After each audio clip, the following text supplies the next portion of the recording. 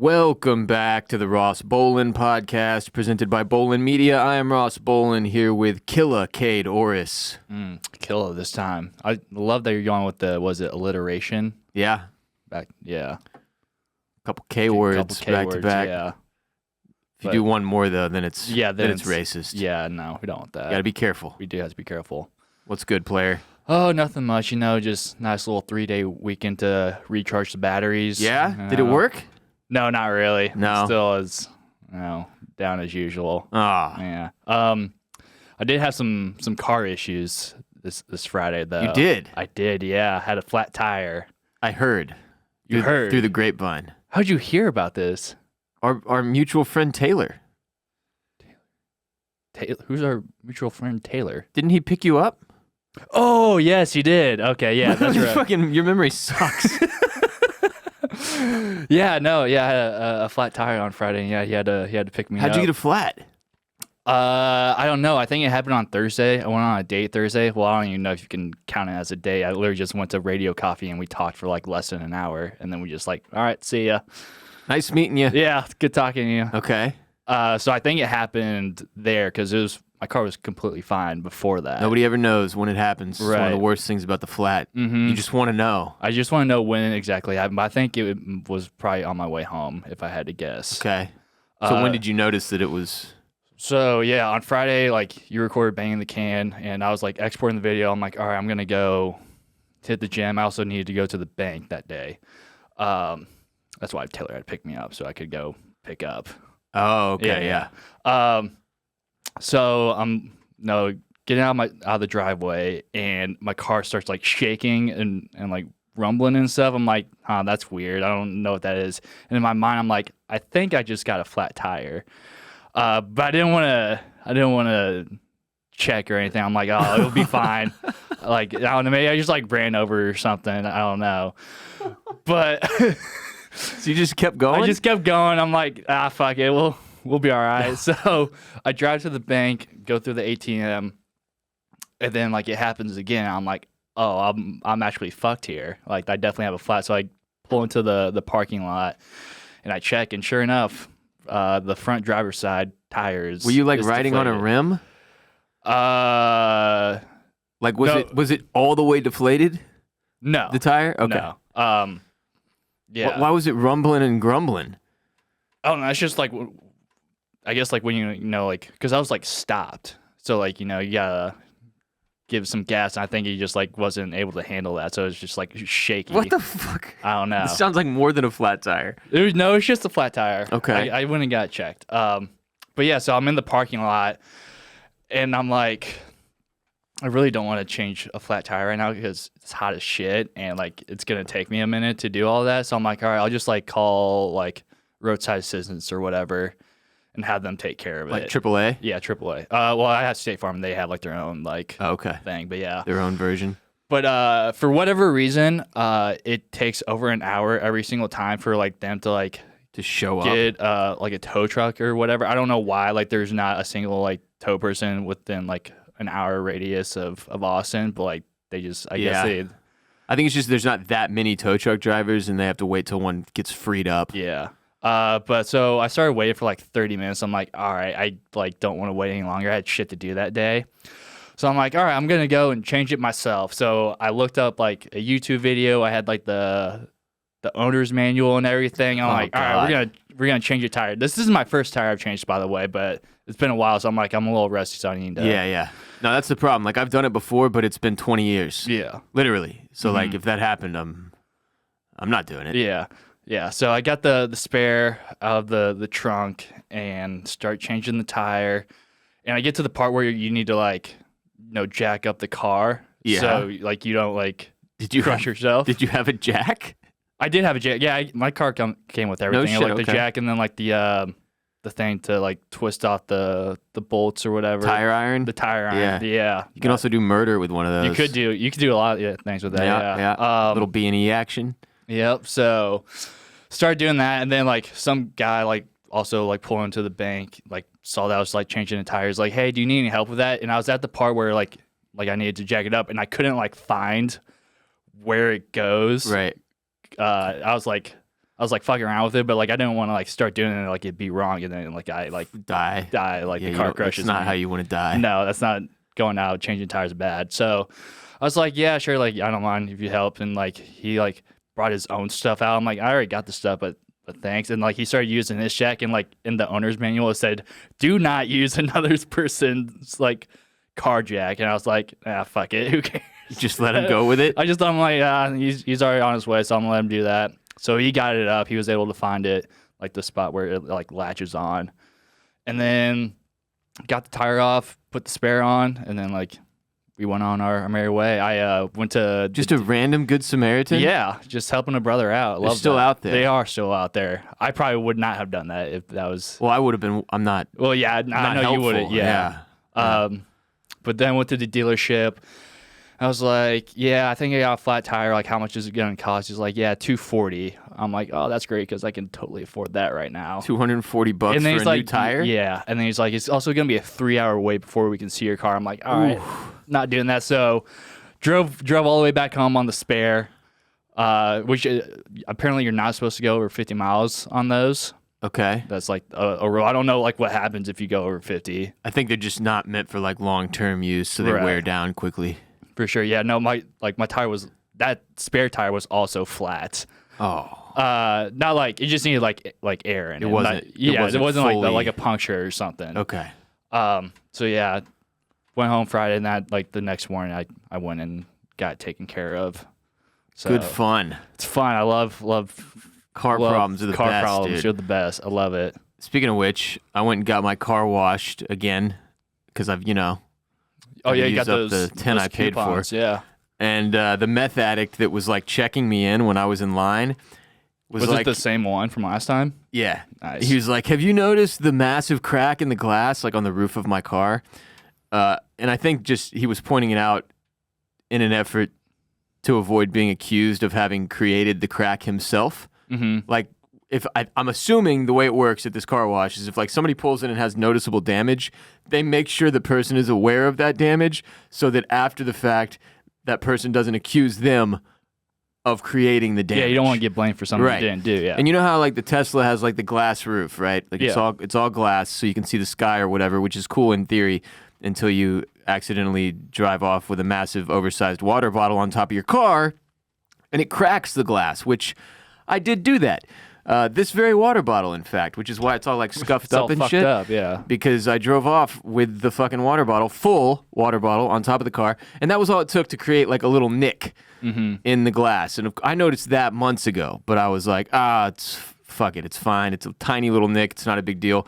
But we've had a lot of hail in our area lately, and that small nick that once existed as a result of the water bottle is no longer alone because apparently I got hit by like either the hail or I guess it's possible that a rock like flew off of a fucking, truck or whatever while I was driving and made another big ass nick in the glass, and that nick spiraled into a large crack, and now it is like a very clear, like it's a problem. Yeah. Like it has, you know how like, when you get a nick, it like can spiral or like spider web. This is just, it's like running all the way down the back of my car now. All the way down. And so this dude points that out, and I had not really noticed it, and I was like, oh my God. You weren't looking up at the sky? No, that's the other thing. car? Like when you buy one of these Teslas, you're like, oh, this is sick. Like, can't wait to check out the class. Like, it's only good if you're a passenger. Yeah. It doesn't do shit if you're driving. Like, so like my son. Because you're focused on the road and stuff. Yeah, my son, when he's in like his little, car seat back there, like he likes to look up, and especially if it's raining, it's some sort of entertainment for him. But it does nothing for me. Damn, so he didn't even like let you know. No, it didn't even point out the crack. Completely worthless, this Wow. baby. But anyway, so I'm a little worried about it being bad enough to like cause the glass to like fly off of my car. I hate that. Yeah, when I'm driving, when the glass flies out. you driving. don't want like an unwanted convertible situation to all of a sudden occur. So I'm looking to file an insurance claim, and it sucks because I honestly cannot recall the last time I filed an insurance claim for a car. I just don't. I can't even. I guess it was when I totaled my Tahoe, which was like a decade ago. When I ran into that boat. And I emailed my insurance guy. I also have State Farm, and I was like, "Hey, how do I do this?" And You think to like check the site and like no, it's just I don't even have like a login. I'm a mess. And he was like, "Yeah, so you call this number and they'll take care of you." I was like, "Okay." I took like a bunch of pictures of it. It's depressing, but I don't even want to file. Like I just want to know if it's going to cost me money. Because if it's going to cost me money, like if it's not just going to be like if it's not coming out of their end, yeah, then I don't want to do this. Like I don't want to pay because it's going to be insanely expensive, right? Like thousands and thousands of dollars that I don't have. So I'm not looking to like buy a whole new motherfucking roof for the fucking Tesla. And that's the situation I'm in. So, and insurance is just fucking nonsense. Like, I hate it so much. I still don't understand, like, how exactly it works. I realize there's a deductible, and if you haven't met the deductible, then it's, like, out of pocket. And I have obviously not met the deductible because I haven't ever used it. I haven't used the car insurance. So, I'm going to get my ass kicked at some point this week when I talk to them on the phone. I guess my question for you, do you know... if I file an insurance claim and they're like, yeah, we'll cover, whatever, this amount or cut you a check if it goes over this amount, can I be like, never mind? Like, am I allowed to be like, you know what? I'm just going to keep the fucked up version of my car. I think so. Like, I don't think you have to agree to it. They're just like telling you like how much they would pay for it. Okay, as long as I have that option. Yeah. Because I want to call and find out, like, what's the deal? Yeah, well, you're going to be on the phone for a good few hours. An hour at least, yeah. So enjoy that. Yeah, it's not great. No. But insurance, man, I hate it. I really, really hate it. It just feels like such a scam.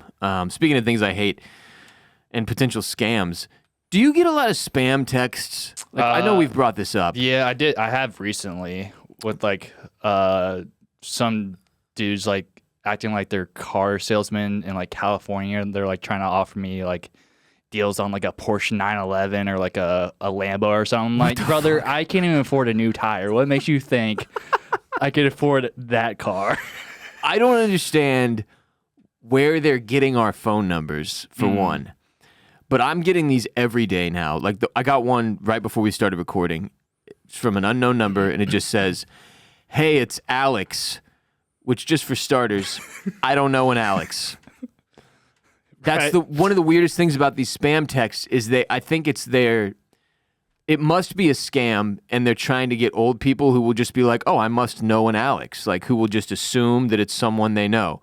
It said, hey, it's Alex. We can get you $100,000 for $112,000 within the hour, comma, where can I, lowercase I, send info? 12 to 24 months. Can do up to 9M. Wait, what is he? He's talking about a loan. Oh, a loan. Okay. And I think it's, as a business owner, I get these type of weird, like, bank texts. But just from a random person named Alex. Yeah. It's not like it's Bank of America or Chase or just like some guy named Alex. Just Wells Fargo. Just sending out loans. Yeah. Like, it's not like some specific lending group. It's just a dude named Alex being like, I can get you $100,000 for $112,000, which I assume means, that's 12%, I guess, interest within the hour. Where can I send info? 12 to 24 months. I'm assuming that's the length of the loan. Mm-hmm. And then can do up to $9 million. Damn, Alex got money. Alex is rolling in it. Yeah. But like, I'm getting weird texts like that constantly, and I just do the delete and report as spam. Yep. But they just keep coming. Like, it's just no, it doesn't stop. Next it'll be like, hey, it's Rob. Just like a random fucking person. It's like gonna be the same exact message and to you, just a different name. Yeah, and with different numbers, and it's like, it's really, really weird. And I'm assuming this is just part of like a new scam wave. But it's annoying because when it's a voicemail, you just listen to 5 seconds of the voicemail and you delete it. But like getting weird text messages feels more personal. Mm-hmm. Like I feel violated. Yeah. Well, I get the call and the text after. So like I got one right now pulled up, and he starts off with this is the voicemail. You know how it like gives you the transcription of it? Yeah. So it says, "Hi, Josh." Not my name, just not my name. This is Lamar from McLaren Walnut Creek. which is in California, calling on your inquiry on a 2017 McLaren 570S. Like, okay, so just let's stop there. Is there assumption that you wouldn't remember making an inquiry into a fucking several $100,000 McLaren? I get Calling about your inquiry into a McLaren? Or is there someone named Josh that put like the wrong phone number down who actually does want to buy? I don't think that's it though, because I get shit like this too, where it's like it's a totally random thing that I've absolutely never placed an inquiry about. Mm-hmm. And then they're trying to say, it's like they're fishing for people who will be like, "Oh, hey, I'm not Josh, but I actually am interested in that McLaren." Yeah. Anyway, continue. But yeah, no, that was that's most of it. Yeah. Okay. He's like, call me back. I'm like, I'm not gonna do that. So then he's like, oh, he's not gonna call me back. So I'll text him the exact same information. Oh my god. So, but you're getting them for luxury sports cars. Yeah. And I'm getting them for several $100,000 up to $9 million loans. And it's all shit we can't like afford or don't want. Like it just doesn't. I don't get it. Like at least have these spam texts be something like interesting. Like I've got lower bowl Astros tickets for Friday's game or whatever. Yeah. Like something. That'll get you. Come on, man. What the text fuck? back? Yeah. Come on. Unbelievable. Anyway, I'm glad things are going well for both of us. Yeah, we're crushing it right now. Car wise. Speaking of which, the heat is here. It's that time of year, pools and beaches and lakes and vacations and getting absolutely roasted by the sun. Summer is jam-packed and the heat is no joke, so we've got to prioritize hydration. We are made up of 60 to 70% water, so when we are dehydrated, we feel imbalanced. You know the signs, fogginess, fatigue, etc. With all the drinks out there, you want hydration that works. Liquid IV delivers extraordinary hydration with advanced science thanks to LIV Hydra Science, an optimized ratio of electrolytes, vitamins, and nutrients. Today's episode, of course, is brought to you by Liquid IV. One stick of Liquid IV delivers superior hydration to water alone with 3 times the electrolytes of the leading sports drink, plus 8 vitamins and nutrients. It's hydration for endurance, mental clarity, and overall well-being. Liquid IV is as easy as it gets. You simply tear open one of these little convenient packets, pour into 16 ounces of water, shake or stir depending on your preference, and enjoy the hydrating power of Liquid IV with a refreshing beverage that tastes great. I've got white peach in my giant oversized water bottle that did damage to my vehicle as we speak. Taking care of yourself is important. Keeping yourself hydrated is a vital and crucial part of taking care of yourself, and Liquid IV is here to make sure that hydration is easier to achieve than ever. If you're like me and are sometimes too busy or too forgetful to remember to drink enough water, Liquid IV makes getting your daily hydration in simple and more delicious. Tear, pour, live more. One stick, 16 ounces of water. Hydrates better than water alone. 3 times the electrolytes of the leading sports drink, 8 vitamins and nutrients, non-GMO and free from gluten, dairy, and soy. No artificial colors or sweeteners. 4 delicious sugar-free flavors: white peach, green grape, raspberry, melon, and lemon lime. A zero-sugar hydration solution with no artificial sweeteners, clinically tested to hydrate more than water alone. Turn your ordinary water into extraordinary hydration with Liquid IV. Get 20% off your first order of Liquid IV when you go to liquidiv.com and use code ROSS at checkout. That's 20% off your first order when you shop Better Hydration today using promo code ROSS at liquidiv.com. Josh Campbell, Corporal, United States Marine Corps. Second Lieutenant Jackson Howard, U.S. Army. This is EO2 Elsesser from the U.S. Navy. Mary Jo Milestrip, Lieutenant Commander, U.S. Coast Guard.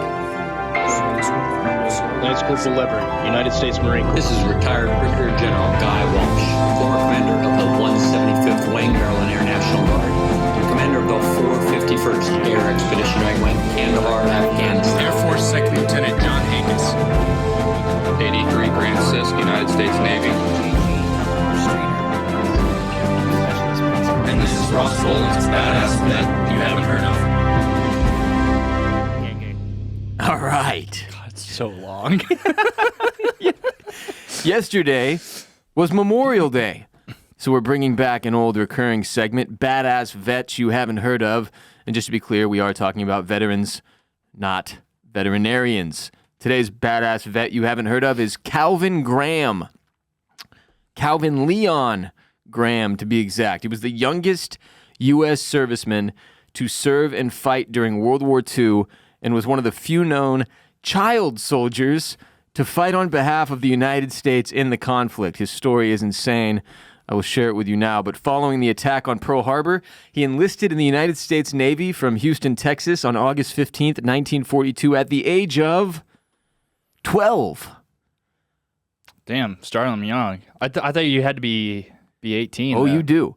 Graham was born in Canton, Texas, and was attending elementary school in Houston before he decided to join the Navy after his father had died and his mother had remarried. So Graham enlisted in the Navy on August 15th of 1942. He went through boot camp in San Diego, California for 6 weeks. He was deployed to the USS South Dakota at Pearl Harbor in Oahu, Hawaii. So I'm going to read you a little bit of his story from Mental Floss on Wikipedia, or not on Wikipedia, on Mental Floss, and then we'll get back to Wikipedia, but Mental Floss just did a nice job of like summarizing some of the more absurd points here. So at the age of 12 years old, Calvin Graham told his mother he was heading off to visit relatives in San Diego, which I realized it was the 40s, but if my 12-year-old tells me, hey, I'm head out, gonna go see Grandma and Grandpa, yeah. going on a little trip, I don't know that I'm just going to be like, all right, yeah, sure. All right, we'll see you when you get back. Enjoy. Call me when you get there, yeah. So he was already in a boarding house with his older brother in Crockett, Texas, to avoid the wrath of an abusive stepfather. And Graham's absence wasn't so unusual, and his mother didn't think much of it. So just great parenting going on at home. Parent of the year, sounds like. Stepdads get the worst rep, man. But not until she learned Graham wasn't off visiting relatives. He was actually stationed on a battleship during World War II. He had enlisted. Though he was eager to escape his fractured domestic situation, he was also inspired to represent his country after learning that some of his cousins had died during the conflict. No specifics on how many cousins, but apparently more than one cousin had died. But at just 12 years old, he was 5 years younger than the minimum required enlistment age of 17, I guess at that point it was. And even that required parental consent. So I'm assuming the way it worked is if you were 17, you could get parental consent. If you were 18, you could do it on your own. So he had his mother's signature forged and a phony notarization placed. This is a savvy 12-year-old. Yeah.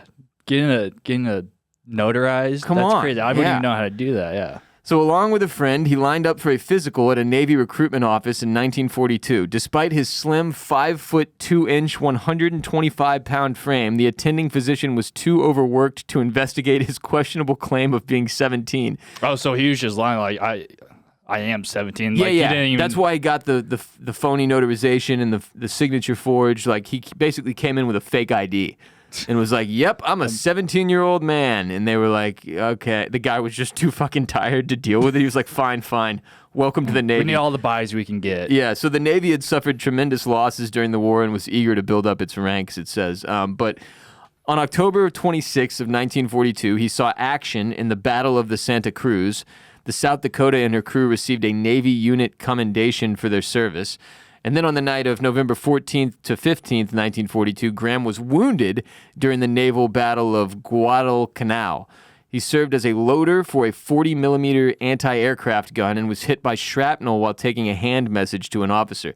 So they had a 12-year-old boy on a U.S. Navy ship during World War II serving as a loader for a 40-millimeter anti-aircraft gun, which is just insane. He was a child soldier. Like, it's a ship full of grown men doing war, and then this little 12-year-old. He received fragmentation wounds, but he helped in rescue duty by aiding and pulling the wounded aboard the ship to safety. He was awarded the Bronze Star Medal and the Purple Heart, and he and his crewmates were awarded another Navy unit commendation. So he's getting, like, racking up honors as a 12-year-old. The South Dakota returned to the East Coast on December 18th, 1942 for an overhaul and battle damage repairs because she had taken 42 hits from at least 3 enemy ships. So this is New York City they returned to. And since then, it was renamed Battleship X in order to make the Japanese think she had been sunk. Very savvy. Graham's mother revealed his age after he traveled to his grandmother's funeral in Texas. Apparently, he arrived a day late. He did not have permission from the Navy, and he spent 3 months in a Texas brig as a result, which I believe is a military prison, if I'm not mistaken. He was released after his sister threatened to contact the newspapers, I assume to tell them that they had locked up a 12-year-old boy. Although he had tried to return to his ship, he was discharged from the Navy on April 1st, 1943, and they revoked all of his awards. So they took away the Purple Heart. You're like, hey, you're 12, you can't have a Purple Heart. So then, again, he was 12 years old when he joined up. He gets kicked out of the Navy for being a small child after he's fought in multiple battles. Then he works at a Houston shipyard as a welder after dropping out of school. At age 14, he gets married. He becomes a father the following year. At 14 years old, so 15, he becomes a dad. At age 17, he gets a divorce. God, he's just flying through life Dude, right now. Like, unbelievable pace, this kid. And then he enlists back in the service, in the Marine Corps this time. So he enlisted in the Marines, but that also ended early when he fell from a pier and broke his back in 1951 during the Korean War. And although serving in the Marine Corps qualified him as a veteran, he would spend the rest of his life fighting for full medical benefits and clearing his military service record, I'm assuming again because of the discharge when he was 12. So in 1978, Graham was finally given an honorable discharge for his service in the Navy, and after writing to Congress and with the approval of President Jimmy Carter, all of his medals except the Purple Heart were reinstated, which is interesting. I'm curious why they wouldn't just give him the Purple Heart, too. He took shrapnel, for fuck's sake. I mean, if Reggie Bush can get his Heisman back, come on, this kid should be able to get his Purple Heart back. Exactly. His story came to public attention in 1988 when his story was told in the TV movie Too Young, the Hero, starring Rick Schroeder. In 1988, Graham received disability benefits and back pay for his service in the Navy after President Ronald Reagan signed legislation that granted Graham full disability benefits, increased his pay back to $4,917, and allowed him $18,000 for past medical bills contingent on receipts for the medical services. Unfortunately, by this time, some of the doctors who had treated him were already dead. So the medical bills were lost. 50 years after he served the first time. They couldn't even prove the medical bills, and therefore he was only able to receive $2,100 of the possible $18,000. And while the money for the rights to his story for the movie Too Young the Hero amounted to $50,000, 50% went to two agents, 20% went to a writer of an unpublished book about Graham, and then Graham and his wife only received $15,000 before taxes. It's a very American story. Yeah. Graham's Purple Heart was finally reinstated and presented to his widow, Mary, on June 21st, 1994, by Secretary of the Navy John Dalton in Arlington, Texas, nearly 2 years after his death from heart failure, and he was buried at Laurel Land Memorial Park in Fort Worth, Texas. So it said he was like one of a few child soldiers? Like, did they like also like just like lie about their age? And yeah, one of the few known child soldiers to fight on behalf of the United States in World War II. And there were definitely other people who lied about their age, but I think they were normally like 15 or 16. Not 12. 12 years old, 5'2", 125 pounds, soaking wet. Somehow, dude found it. Just got like, it's like when you're trying to get into a music festival and you try to spot the security person who you think will be the absolute laziest so you can get your drugs in. Right. That's what this guy did, except with Navy recruitment doctors. Found like the most tired ass looking beaten down doctor and was like, yep, I'm totally 17. Just stamp my papers so I can get on through to the Navy. And it's just crazy that like nowhere, at no point, like in basic training or like, you know, when they're leaving for their first mission, was anybody else on the ship like, hey, this is a small child. This is a 12-year-old boy. What the fuck? They just gave him a bunch of ammo so he could fucking... Again, they just needed the bodies, I think. I don't think they really gave a shit. Like, they probably would have accepted more 12-year-olds if they would have done this. What a legend. Yeah, more badass than me, that's for sure. /psycho, Calvin Graham. Calvin Leon Graham, the youngest U.S. serviceman to serve and fight during World War II. Unbelievable. Wild story. So how was the Memorial Day weekend aside from the old flat tire, Kade? It's pretty good. Went pretty hard Friday and Saturday. Went to the pool Saturday. And then Which just like an apartment pool or where? Yeah, my buddy's apartment pool. Nice. Then outside of that, like Sunday and Monday, I just chilled all day. I gamed. Went to a movie on Sunday. Saw Furiosa. Oh yeah. Did you go solo? Of course. Your same shitty ass theater? Yep. just some fucking loser. Did you buy a Regal kid Westgate. ticket? I did, yeah. Yeah. They did have someone check this time though. Oh. Yeah, so I wasn't able to just like walk on in and not. Well, what did they? Oh, you're usually like, yeah, no, you're good. I had to go. Okay, so you bought a child ticket. Yep, for an R-rated movie. The guy checked it, looked at you, and was like, "Yep." So you're like the Calvin Graham of movie theaters. I guess like the reverse Calvin Graham. The reverse Calvin, yeah. Because I'm trying to come off as a child. Trying to be seen as a 12-year-old. Yeah. When you are in fact a 26-year-old man. Yeah. Also, what I like to do when I go to the movies is like just like bring in like my own candy instead of like paying like $8 for it there. Right. Which like I know a lot of people do, but like yeah, I forgot it in my car, so like I go like get my ticket scanned, and I'm like, oh fuck, I left my shit in the car. So like I had to tell him like, yeah, I'm going back in my car real quick, and I had like sneaking it past them like, don't be suspicious or anything like that. Act normal. You're taking this place for everything they're worth, man. Oh, no, I'm the reason that movie theaters are going out of business. It's you. This is your fault. But yeah, Salt Furiosa, it was sick. Good stuff. But like it's not doing great at the box office right now. I've been seeing. It's still leading. It is, but like it's also going against fucking Garfield, so it's not like there's much competition right now. Yeah, it's a good point. But it was also like Memorial Day weekend, like people want to like go out and enjoy nature, enjoy the sun, be with family and friends and all that, barbecue and all that. So like I kind of get it, but like I think it's worth seeing. Like I was a little skeptical at first because like when I saw the trailers, I was like, the CGI doesn't look like. The trailer was dog shit. Yeah, I don't know what they did there, but I saw the trailer when I went to see something. Can't remember. It was a couple months ago though. Anyway, point being, I saw the trailer in a movie theater and was like, oh no. Yeah. Not in on it looked like it looked like a spoof of Mad Max Fury Road. Yeah. But like I thought like for the most part, like there were some CGI parts where I'm like, yeah, that doesn't look great. But for the most part I thought it was good. The story's really good too. I mean, it's a Mad Max It's movie, a prequel, right? Yeah. So Anya Taylor-Joy plays Charlize Theron, is that her name? Yeah. Her character in like the Mad Max Fury Road movie. Charlize Theron. Yeah, there we go. Yeah. Charlize Theron is one way to say it though. I'm so bad with it's close enough. Actors and names. And it's stuff like that. It's like me saying Cillian Murphy for Cillian, 8 years before finally somebody told me that's incorrect. It's Killian, yeah. But yeah, no, it was sick, and then like you kind of just go for like the big ass car chases and shit, like some really cool stunts that they did. But yeah, it's a good time. Furiosa.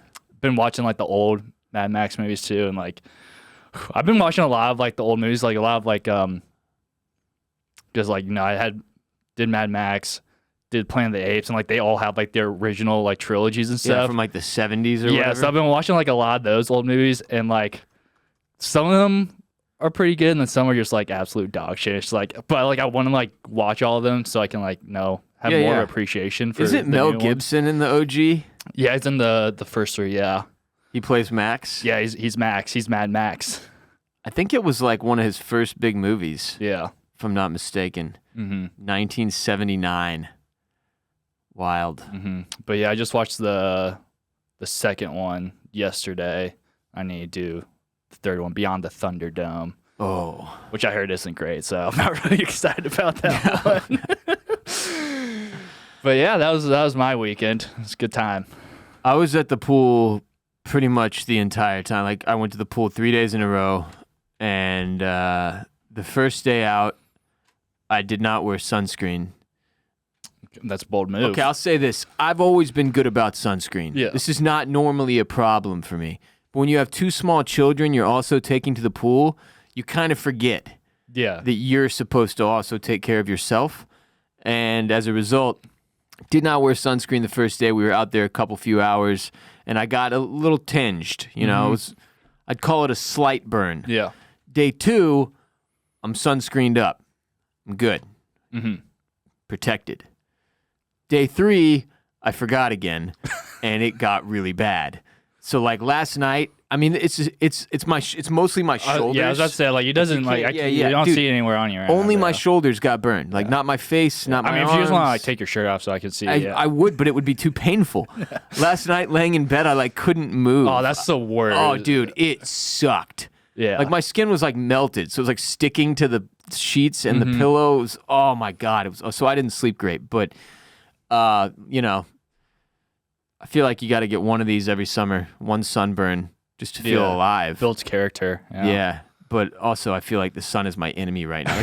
I'm very red under here, man. Yeah. It's not a good look. So, but yeah, I also ate barbecue for 4 consecutive meals from Saturday through all day Sunday. So like Saturday for dinner and then every meal on Sunday. I had every meal. So every single meal because it was we had a ton of leftovers. Yeah. Okay. And that was nice. My poop was definitely different, but it was a lot of barbecue. I don't know, man. It's Memorial Day weekend. Thanks for sharing your bowel movements. You're welcome. With us. I was like, fuck it. I'm just gonna eat barbecue every single chance I get. Also, besides the pool, which I love, man. I'm a huge fan of the water. Yeah, I miss not having a pool. Like I just have to like go to like one of my friends' pool, and it's like we just like go there and drink. But like I would like to go to a pool and I just like chill and like maybe read a book, get into Dune a little bit more. Yeah, but, like I just don't have that luxury. Okay, that's another thing about the pool as a parent. You can't read. No, you have to be locked in on your kids the entire time. There's no relaxing, man. Like RJ is, 15 months old. So he's a year and 3 months, about to be 16 months.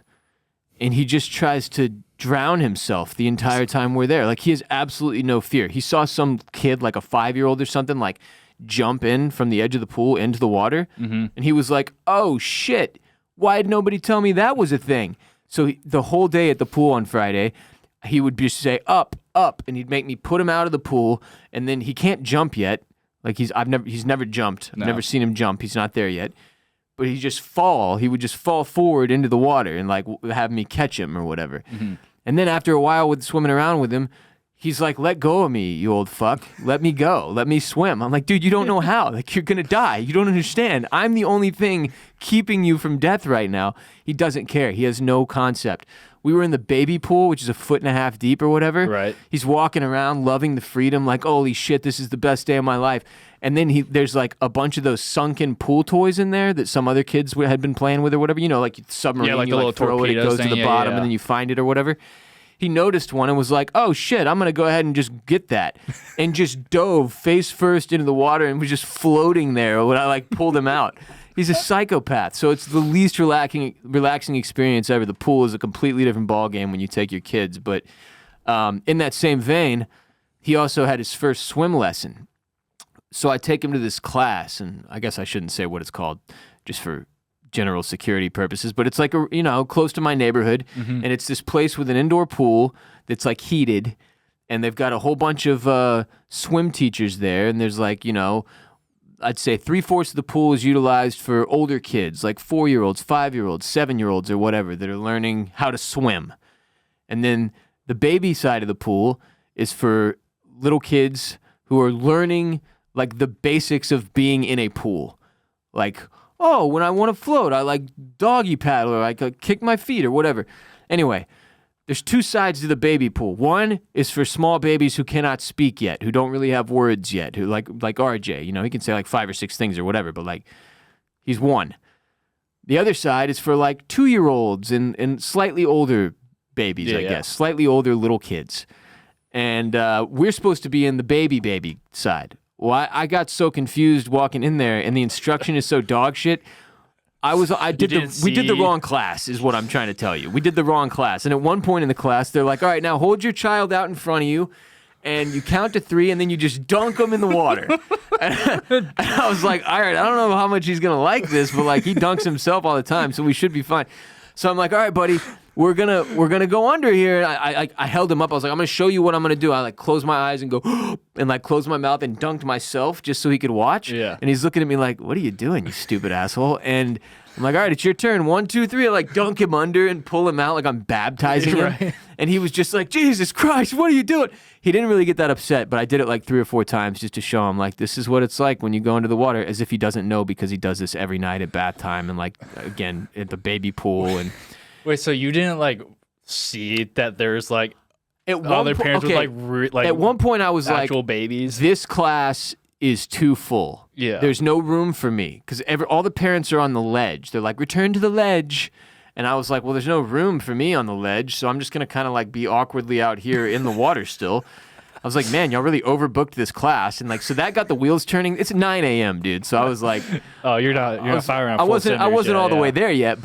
And at one point I looked over to the other side of the baby pool and saw there was only one woman with a small baby. Like, and I was like, in my brain, because I'm a moron, I went, oh, wow, she must have paid more to get like an individual class. Which it's just her and her baby it was and just one been teacher. you and that one other person. Yeah, Okay. yeah.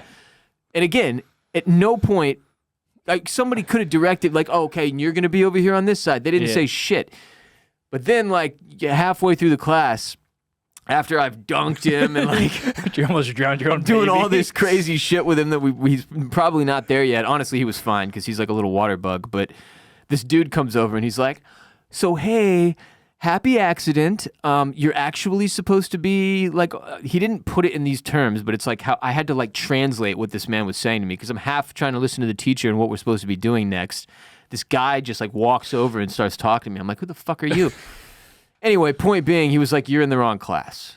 You're supposed to be in that class, like with the one small baby over there that is much like your son, as you can see. And that was kind of embarrassing and frustrating. I also forgot a towel.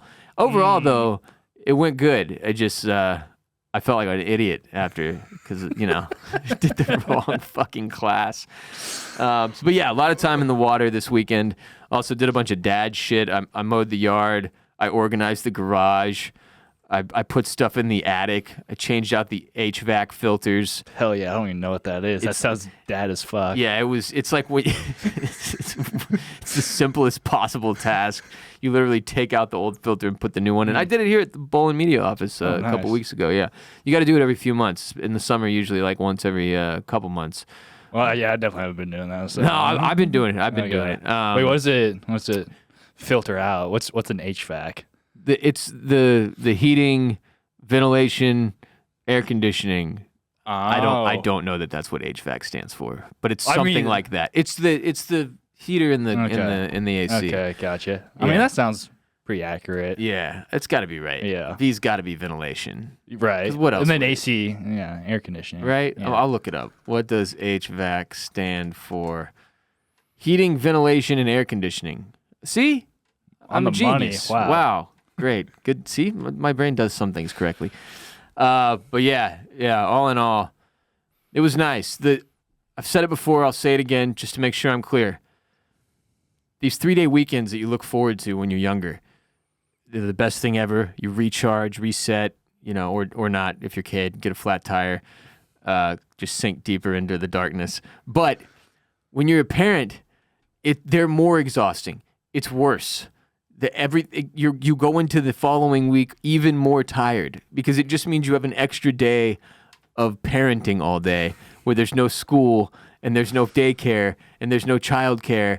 And then on top of that, school's out for summer.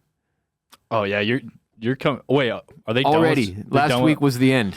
Oh boy. So this is the first week with the school being out of the picture, and so my 5-year-old is at like a camp this week, but RJ is going to like a daycare at his school this summer, but it doesn't open until next week because they're doing like teacher training, which who the fuck even knows what that means? I honestly think it's a scam. Because it's like every 3 weeks they have like another teacher training. I'm like, what are y'all even learning? He's one. Just keep him alive and healthy and safe and happy while that's all I'm that matters. gone. Usually make sure he's breathing by the time the parents come and pick him up. Come on. What the hell? Anyway, so my mother-in-law is taking care of him right now so that I can work and my wife can work. But yeah, it's a real shitstorm, this whole summer situation. Sounds back. fun. I've got a Can't big wait. week though. I've got tomorrow. I've got a dentist appointment. That's exciting. And a haircut. Ooh, okay. I'm gonna be shiny and brand new. Also clipped my toenails this morning, so I'm like, wow, you're doing. I'm about to be peak hygiene. Yeah, very well kept. Yeah, which is good because I think my birthday is next week. Maybe.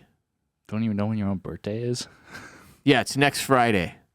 So I'll go into my birthday week looking fresh. Oh yeah, fresh teeth. Love that for you. And another one of these $10 or was it $15? $10 or $15 trim up haircut things. I'm just gonna do this. I told her I want the same thing again, whatever that was. You're just gonna go like every 2 weeks or so, just until I figure it out. Which could be a long time. Could be a long time. Could be, yeah. All right. I just need a direction, man. If anybody Why listening don't you right ask now, your haircut lady? That's okay. I could ask her. Like, hey, what do you think would look good on me? What should I do long hair wise? Yeah. What would look good on me? Mm-hmm. We'll see if she has any answers. I'll bring it up with her tomorrow. We can start to strategize. Yeah. Her and I. I mean, that's what I did when I went to her. I'm just like, hey, like, what do I do? I showed her like a few options, and then she's like, yeah. What'd you show her? A couple of TikToks. Oh, for real? Yeah, I just looked up like I don't know, like medium length haircuts, and I just like was scrolling through them and found a good one, or found like a couple of good ones that I liked, and I'm like, hey, which one could I actually pull off? And then she got me right. She got you right. I'm gonna take in like a Timothée Chalamet photo. Yeah, hey, this is what I want. I want to look like Timmy C. How do you make my hair look like this? But yeah, I want this length. Jesus hair. That feels like that was like not. I don't think that's real. I think that's AI. Yeah. God, the fucking internet, dude. Have you noticed? I keep getting served. Okay, it's mostly on Facebook because I'll get on Facebook every once in a while to see how some of our content is doing. Yeah, see, I'd never hop on Facebook anymore. It is chock full of AI-generated content. So, like an example, the other day I got served one that was like 5 crucial errors Drake made during the Kendrick Lamar beef. And I was like, okay, you have my attention. And bullet point number 1, I was like, this isn't written by a human. This is AI-generated. This is 100%. The whole column was the whole post was AI generated, and it was like not only factually incorrect and void of any entertainment value, it was like blatantly not a person that wrote it. And it had like 87,000 comments, 250,000 likes, all these morons arguing in the comments about the different points that the fucking AI made. It was a low point. I like spiraled into depression for the rest of the day. I was like, this is where we're at. This is where we're at. This is the world of content now, and it's only going to get worse from here. But it was it bad. Doesn't like give you like at least on Twitter, I like how it has like the community notes now. So it's like, hey, this is like AI generated. Like this is like absolute bullshit. So like, don't buy into it. Yeah. But like on Facebook, they don't give a shit. They don't give a fuck, dude. And that's fucking meta, dude. I cannot stand Zuckerberg, but that shit has infiltrated Facebook hard. It's everywhere, and it's like these garbage publications with AI generated content, like I said, totally devoid of any real value, that's just sucking in people who don't know any better. The boomers. But not even, this was like Drake and Kendrick shit, so it wasn't even the boomers, it was a bunch of fucking young idiots. Just people that grew up with the internet are getting fooled by this shit. Like, I guess they're not online enough to realize, but like they're online enough to argue about Drake and Kendrick in the comment section. I feel like if you're just on Facebook, you're not very online. Yeah, right? That's kind of how I feel. But then there's people who are on Facebook a lot. But I don't even know if because that's not the real internet. That's like a weird vacuum of dog shit that just, I don't even know, man. It's strange though, man. I'm telling you, I popped into Facebook a few times the last few weeks, and every time I've done it, I've seen another one of these AI-generated pieces of content that is just crushing it in terms of engagement, and it makes me sad in my soul. Yeah, it's a real bummer where we're headed. But how's our content doing on Facebook? Sometimes really well. Yeah. It just depends. It's like it'll randomly will have something pop off. Like when we post a reel, it also automatically goes onto Facebook. Right. And sometimes we'll have a reel go nuts, like Benny Blanco and Selena Gomez reel. Okay. Did like 350,000 views, and I was like, "Oh shit, that's interesting." So I clicked on it, and it was like 280,000 of them were from Facebook, which is the thing I was like, "Okay, I'm gonna go look at Facebook and see if I can get more analytics." And when I clicked on Facebook, I saw that fucking Drake and Kendrick AI generated piece of content, and immediately logged off the app. Yeah. I was just like, I can't do it. I can't be here. It's that, and like my great aunt posting those fucking fake spam things. It's like, you have to copy paste this message into your Facebook status, or Facebook claims the rights to your home. And it's like, she buys into every single one of those. Anyway, Yeah, we're in a good place, technology-wise, I think. Can only get better from here.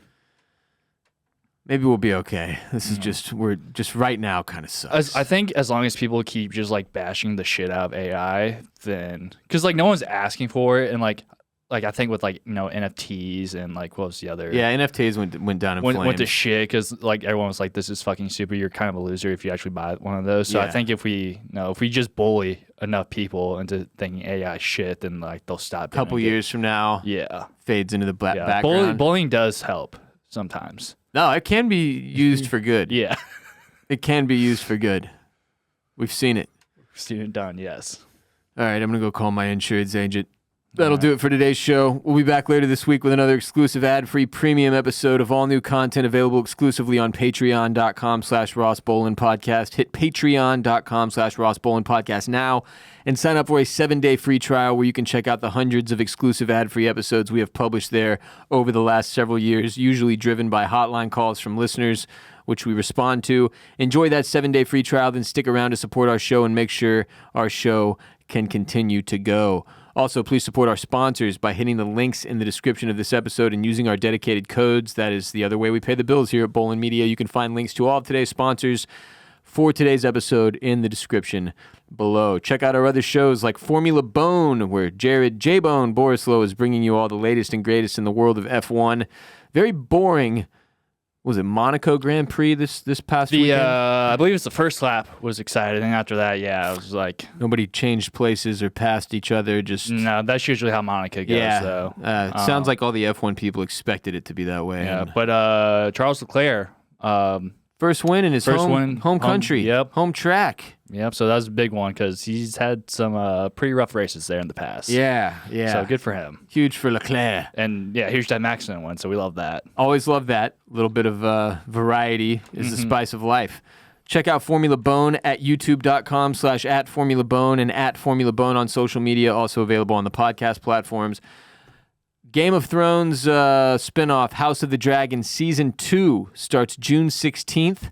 We will be giving you a companion podcast for every single episode of House of the Dragon Season 2 on Oysters, Clams, and Cockles, hosted by me and my dear friend, Mr. Barrett Dudley.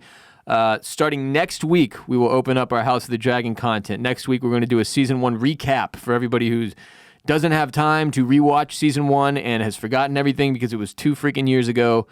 If you want to get prepared for Season 2 of House of the Dragon, we will help you out on Oysters, Clams, and Cockles with our Season 1 recap next week.